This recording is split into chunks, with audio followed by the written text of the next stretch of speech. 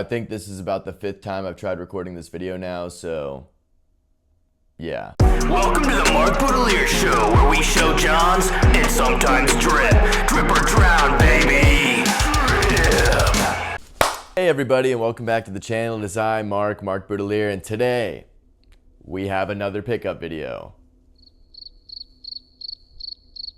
It's been a while. As I mentioned, this is the 5th time I've tried recording this video. Yesterday I went about 30 minutes on before realizing that my storage was full, and I tried re-recording it, and then I realized that the audio was messed up. So here we are, doing it all over again. I'm pretty well rehearsed now, so maybe we'll try and spice it up here and there. Anyways, I got a lot of stuff, so I don't want to waste any more time. If you're new here, hi, welcome, subscribe, like, comment, do all those things. If you're returning, that's cool too. So the first pickup we have is my belt collaboration with Maximum Henry. No, we're going right into the self promo, but really great belt. This is something that I've been working on for a long time. I've had it as a sample.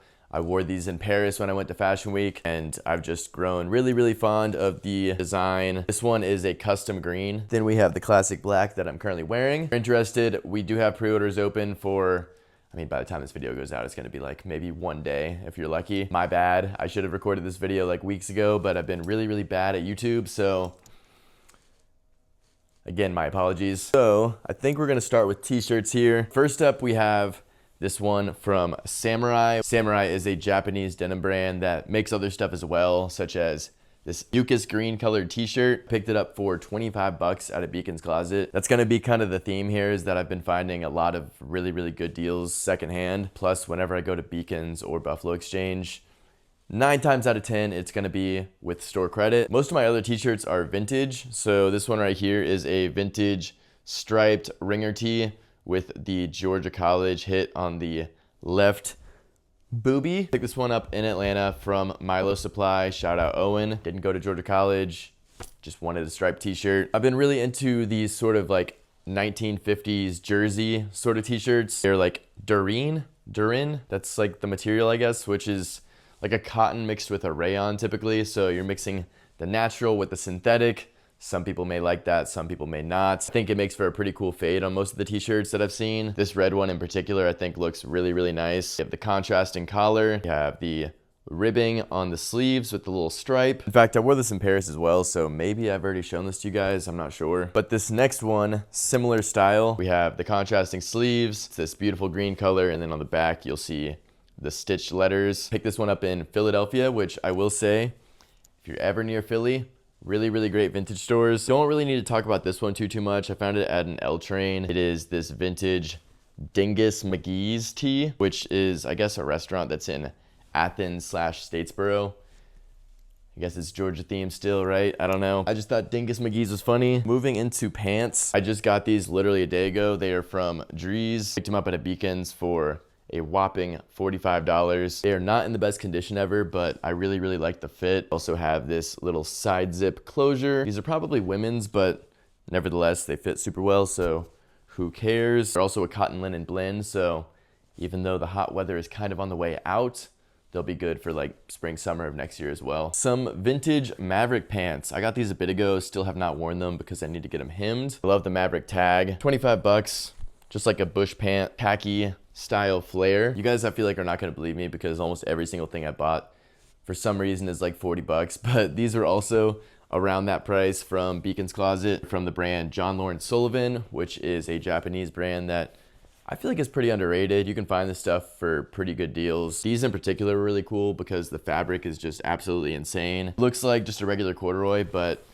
I don't know, I guess it's hard for me to like describe them out to you, but they have like a very nice sort of crisp hand feel. Some pretty decent weight as well. So when I noticed that, I started looking at them more, and I saw this tag which says Brisbane Moss. I was not familiar right off the bat, but they are a super old corduroy / moleskin mill, British moleskin and corduroy mill. I think it literally started in the 1800s. Another Philly pickup right here. These are just a pair of orange tabs, light wash, something to sort of try out. I wear these jeans almost every single day, so another pickup from my friend Owen. I got this when I got the striped t-shirt. It is this pair of Armani jeans, velvet striped trousers. These are a bit more of a slim cut, which I actually really like because most of my pants fit either like a boot cut slash flare or like something a little bit wider. So this is like a good alternative to have and will be really nice in the winter. Some button ups and outerwear. This no maintenance leather jacket right here, which was gifted maybe a couple months ago in the heat of the summer, so I haven't really been able to wear it. Really nice. It features the 2 hand pockets,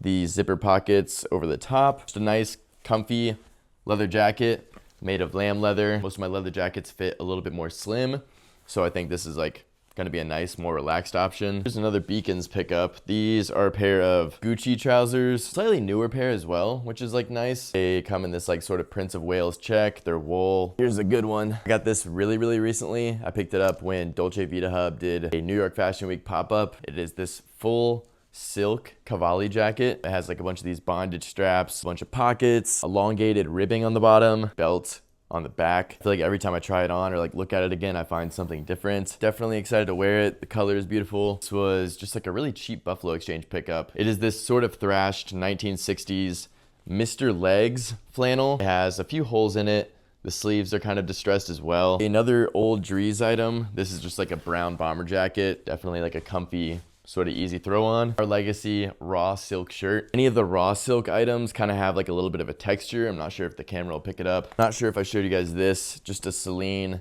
denim Western snap button up. This is one of the bigger items. Shout out Tanner. We have this Tom Brown sample coat right here. Never seen myself as like a huge Tom Brown guy per se, but when I saw this, I was like, wow, this is like actually really cool. The closure is interesting. You sort of unbutton these, feed it through these loops and then back over, button it back up. Not gonna lie, that's super inconvenient when you're trying to do that really fast, but it does look super nice. And I definitely have posted about this, but I don't know if I've shared it on here, but it is a Kiko women's coat that I also picked up at a Buffalo Exchange. They had it for $350, still have the tag on. I did use trade for this as well. Could not resist. The fabric is super cool. It kind of has this like sequencing throughout. Then it has the scarf kind of built into the collar. All right, shoes. We have these Calvin Klein by Raf Simons, sort of cherry red Western boots. Got these at Tokyo 7 for $100. Couldn't pass that up. Another Buffalo Exchange pickup. Saint Laurent Wyatt boots. This like metallic sort of gunmetal finishing. When I first saw these, I thought they were ridiculous. I figured I would never wear them. But now that I have them and I've kind of tried them on with different things, I kind of feel like they aren't as crazy as they maybe look just like on their own, especially when you wear them with like a black pant. I feel like they actually kind of more so just like complement an outfit as opposed to like take it over. All right, well, that is everything I'm gonna show you guys today.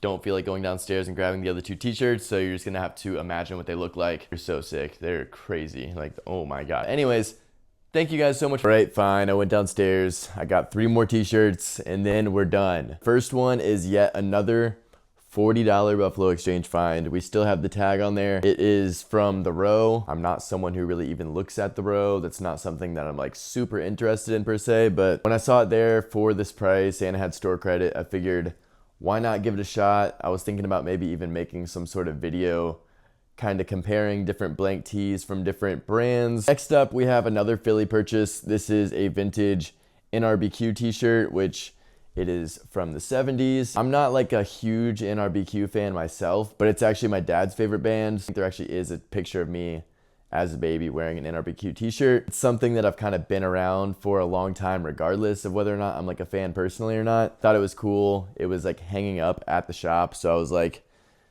I've literally never seen a vintage NRBQ t-shirt in the wild before. It has like the sort of misprint on it, as well as what looks like paint, but is actually probably screen printing. This is probably just like a random bootleg. I feel like with vintage in general, I tend to look for things that, even if they don't directly relate to me, maybe like remind me of somebody else. I know I just said what I said, but this one is just a completely random graphic. I guess it looks like skydivers. I'm not sure if this has to do with a band, so if you know what this is, please let me know. It says Nationals or National 5. I think it's Nationals. And then it says 77 Boogiegasm. And then on this other side it says AYAY. For watching, I appreciate it. And hopefully I'll be back sooner than later this time. Thanks again. Until next time. Bye.